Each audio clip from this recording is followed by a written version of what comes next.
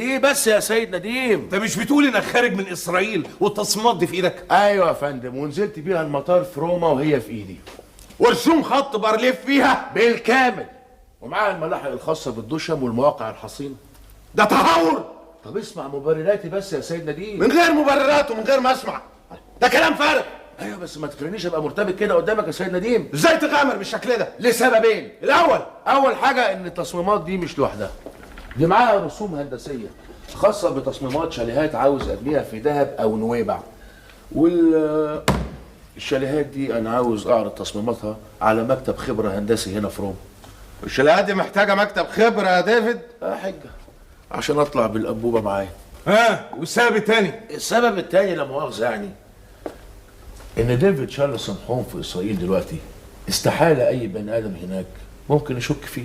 كلام فارغ يا سيد نديم. الثقه المتزايده دي خطر.